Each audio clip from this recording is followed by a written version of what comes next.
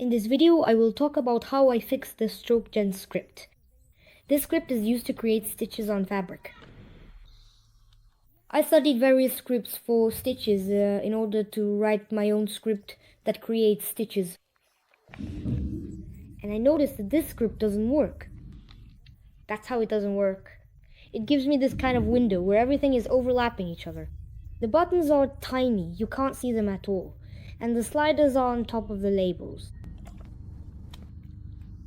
I decided to fix it. I started fixing it like this. First, I adjusted the window. Now it looks like this. Then I decided to use it and saw that it does this. I thought that it was made for a different version of Threads Max, and in this one it doesn't work. I decided to fix it. I looked at how it works. At first, I didn't understand what needed to be fixed here. Then I found the spot, kind of changed it to 0. Then I selected it.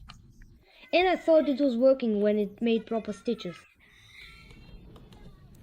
But it turned out that the script in question was actually already working. It just didn't work for a plane, in fact.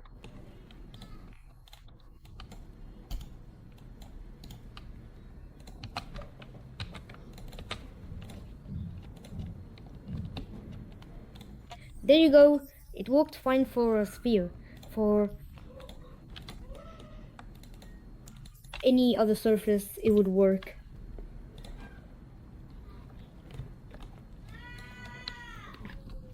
So the version for the plane turned out not to be all that useful.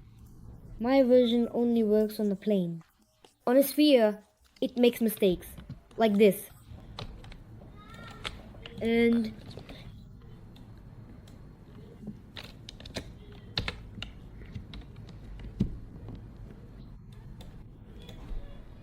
it does this.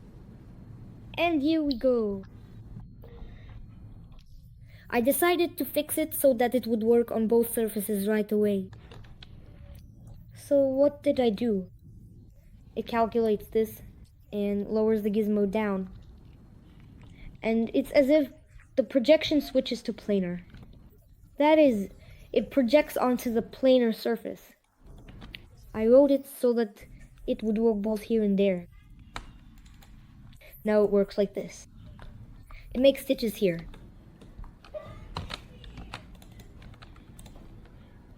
And it makes stitches here as well.